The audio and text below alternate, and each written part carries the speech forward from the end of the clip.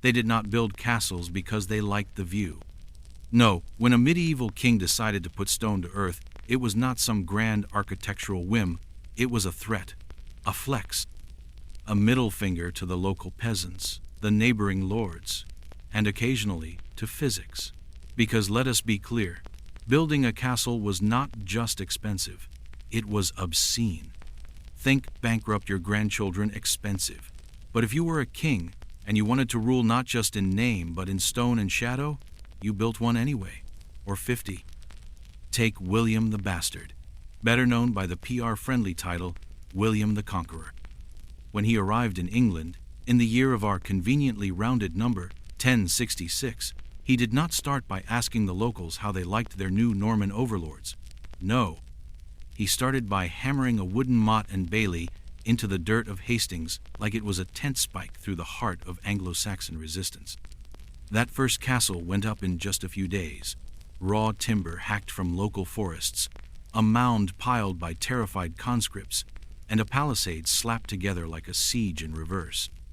Then he did it again, and again, and again. By the time he was done, there were roughly 500 castles planted across England like tumors, and they were not subtle. Castles were not built in cities, they became cities. The Tower of London started as a Norman keep surrounded by suspiciously quiet Saxons. They called it White Tower once it got a coat of paint. The locals called it the thing that watches us while we sleep. These early motte and baileys were not built to last.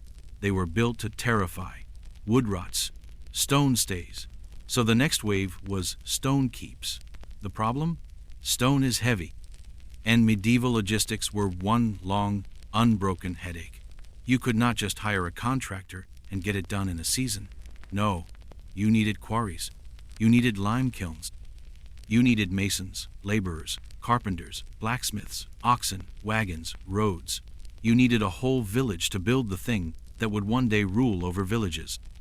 And that is exactly what they did. Castle construction sites were controlled chaos, half war camp, half funeral procession. Everything moved slowly, painfully. Imagine hauling multi-ton blocks of stone 6 miles uphill on a cart held together by hope and horseshit, all while being screamed at in Norman French by a man who had never lifted anything heavier than a wine goblet. But kings did not care about logistics. They cared about messages. And nothing says I own you quite like a square tower blotting out the sun. Let us talk Chateau Gaillard, built by Richard the Lionheart. Yes, that Richard, crusade celebrity, absentee landlord, professional war tourist. Around the year 1196, Richard decided he wanted to spit in the face of the French king from across the river Seine.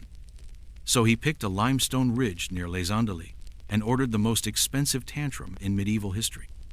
The whole thing went up in less than 2 years, unheard of. It cost more than £12,000, a number so staggering it actually dented England's treasury. The locals called it Saucy Castle, which is adorable until you realize it was engineered to kill you with boiling oil, murder holes, and walls thick enough to stop a battering ram. And the thing is, it worked, until it did not. Because for all the grandeur, castles were not invincible. Philip II of France laid siege to Chateau Gaillard in 1203, and within 8 months it fell, through a sewer. That is not metaphor. That is a literal shithole. A few French soldiers crawled up a latrine chute, opened a postern gate, and the whole multi-ton monument to English arrogance collapsed like a souffle under cannon fire. And yes, I know cannon were not around yet. That is the point.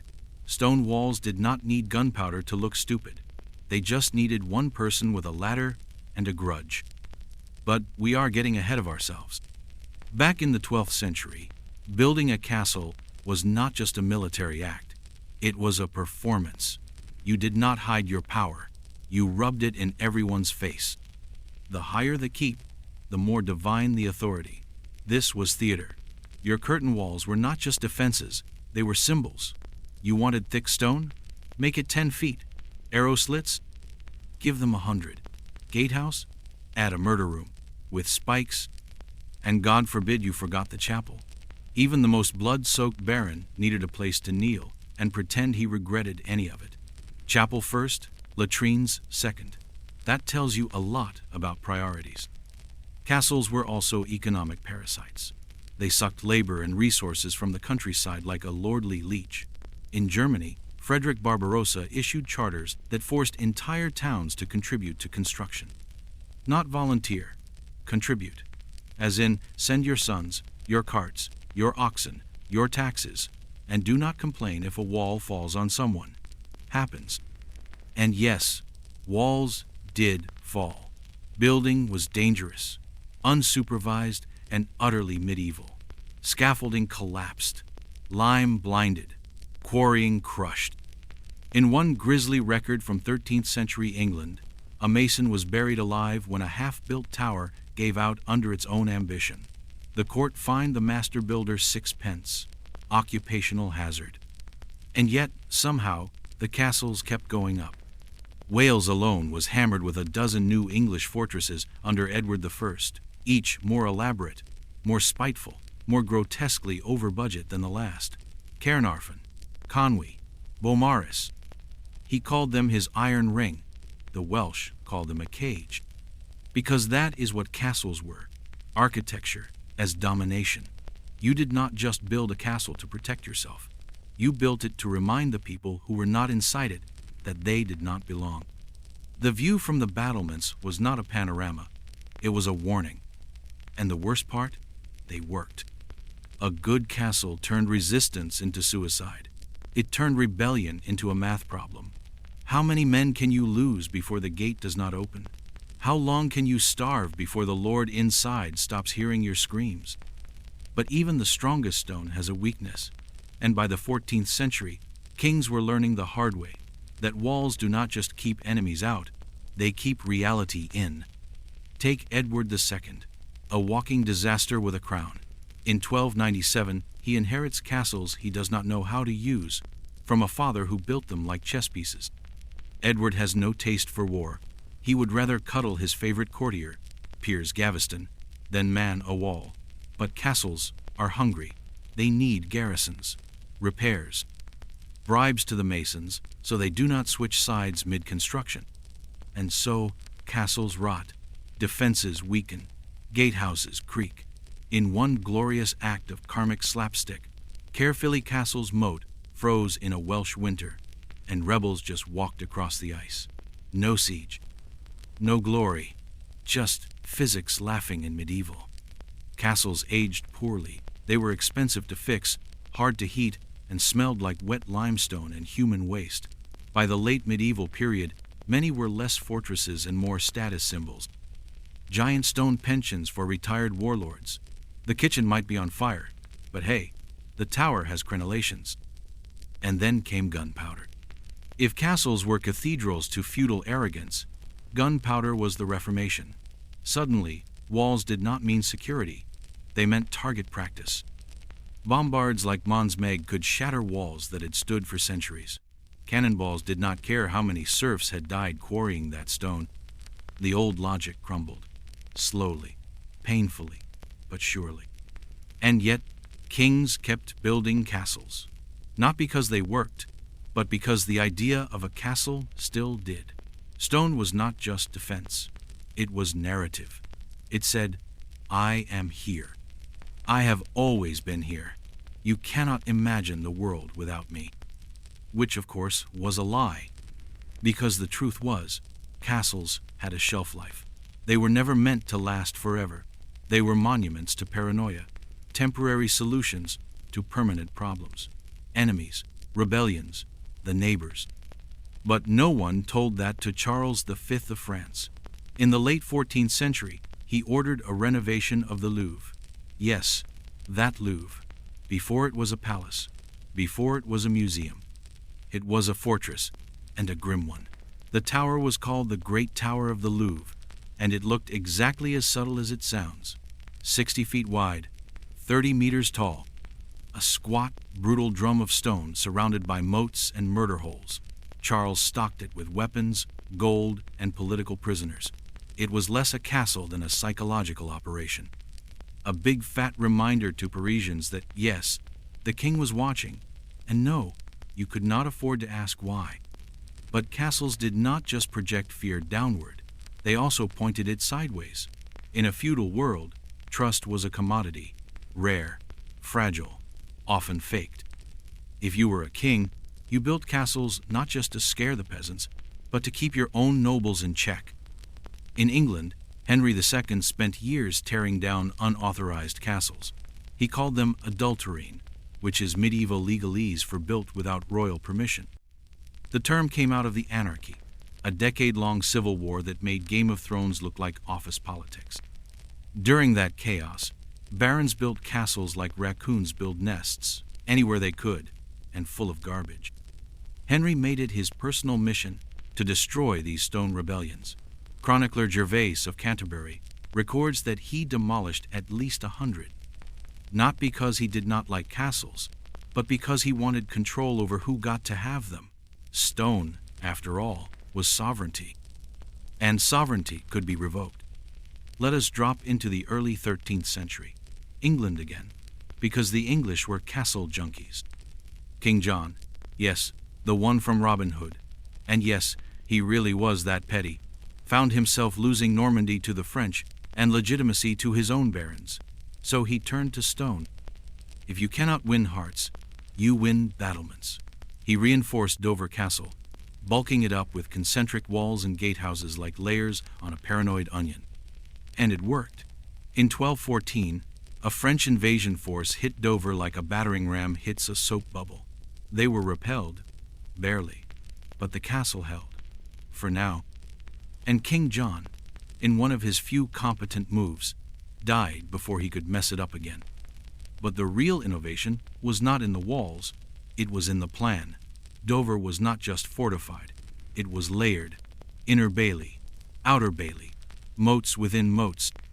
This was the dawn of the concentric castle, a fortress built like a spiral of despair. Even if you breached the first wall, you were just rats in the next trap. This was not just military strategy, it was psychology.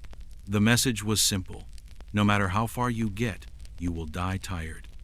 Meanwhile, in the Holy Roman Empire, also known as Germany but on fire, things were getting even stranger. Castles were not just royal tools, they were corporate assets. Merchant guilds, bishops, robber barons, everyone wanted in. If you could afford a tower and a few mercenaries, congratulations, you were a lord now. Feudal startup culture. In Bavaria, a man named Hans von Degenberg built a castle so high in the forested hills that oxen died just getting the stone up the slope. Local peasants whispered that the place was cursed, which, in medieval Europe, was usually shorthand for our taxes just doubled. And they were probably right, because castles were not just built by kings, they were built on the backs of everyone else. Let us talk about the unsung workers, the lime burners, whose job was to stand next to blistering kilns for hours, turning limestone into powder. The hod carriers, who climbed scaffolds with 80-pound loads on their backs. The child laborers, yes, children, who hauled water, stirred mortar, and occasionally disappeared between floorboards. One account from Avignon in 1365 notes, a boy who drowned in a lime pit. No name, no eulogy, just a labor line item crossed out. This was not craftsmanship. This was industrial cruelty, centuries before the term existed. Even the master masons, those supposed geniuses of Gothic geometry, were not exactly sipping wine and drawing blueprints. They worked under crushing deadlines, with impossible budgets, for employers who solved problems with gallows. One got thrown in jail after a wall collapsed during construction. Another was reportedly forced to kneel on broken stones while reciting the Psalms. Architectural malpractice, medieval style. And then there is the matter of where they built them. Sometimes castles went up in places that made no earthly sense. Marshes, cliff edges, islands. Because again, this was not about comfort. It was about control. Bodiam Castle in Sussex is a perfect example. Built in 1385, it sits like a stone jewel in a man-made lake. Picturesque, symmetrical, defensive, not particularly. The moat was barely waist deep. The towers were more decorative than deadly. But the illusion was perfect. It looked invincible, which was good enough for Richard II, who was neither. And that was the point. By the late 14th century, many castles were fakes, stage sets, propaganda. Their job was not to fight sieges, it was to deter them. Like a medieval version of putting a "beware of dog" sign when the dog is actually a drunk duck. But sometimes, deterrence was not enough. Jump to the early 15th century, the Hussite Wars in Bohemia. Religious rebels versus imperial forces. And what do the Hussites do? They improvise. No stone? No problem. They turn wagons into mobile fortresses, circle them up, mount cannons, create rolling castles powered by zeal and fury. Meanwhile, the old noble castles sit helpless. Too slow, too fixed, too medieval. It is here that you see the logic start to crack. All that stone, all that pain, all that labor, and it is being outflanked by peasants with wheels. But the kings still do not get the message.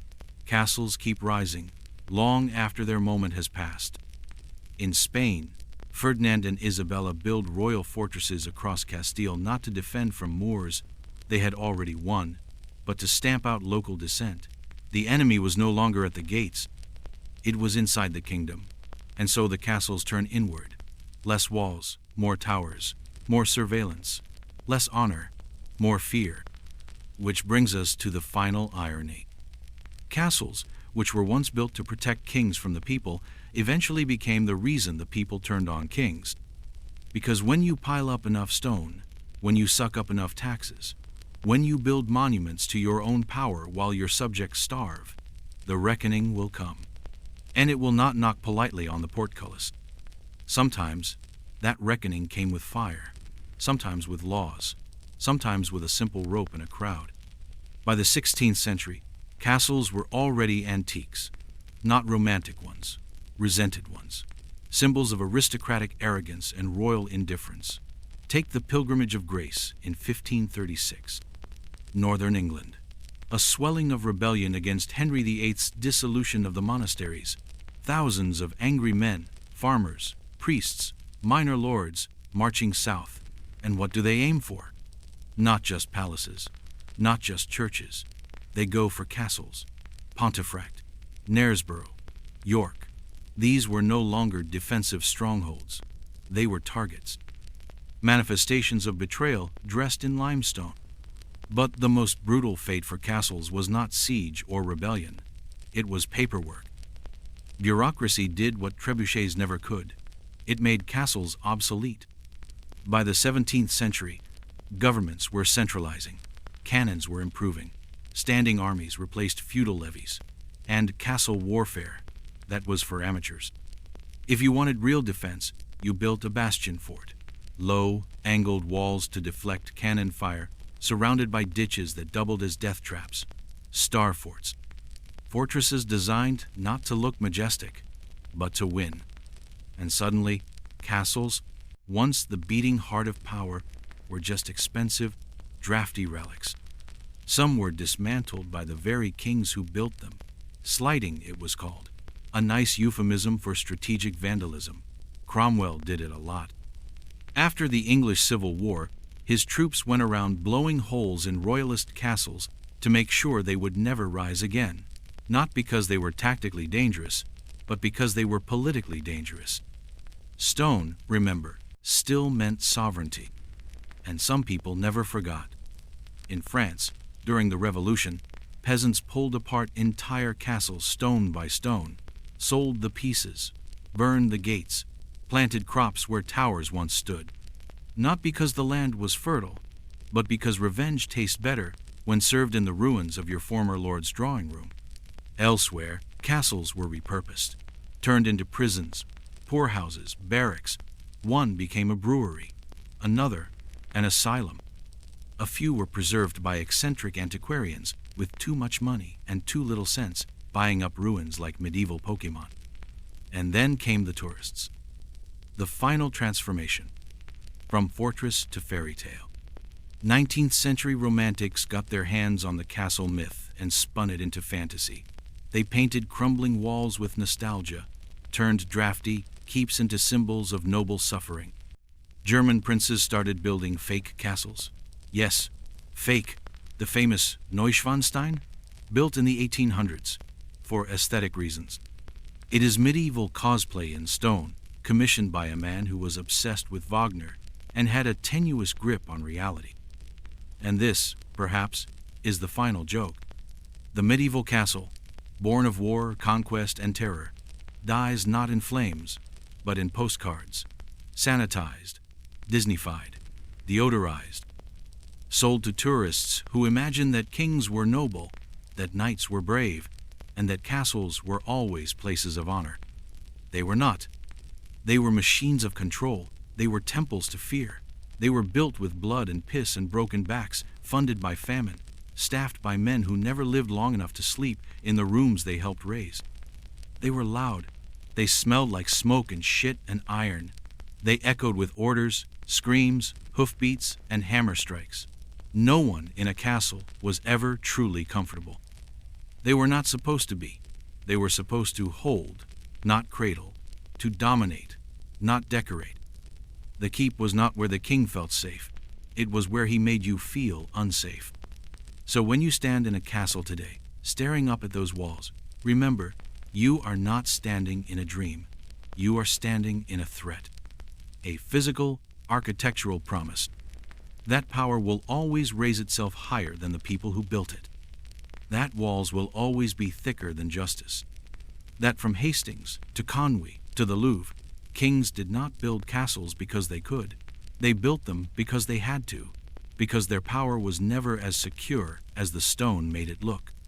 And if you listen closely, in the cold echo of the gatehouse, you might still hear it. The lie in the limestone, the scream under the stone, the whisper that every king tried to drown with mortar, that nothing built to keep people out ever keeps history from coming in.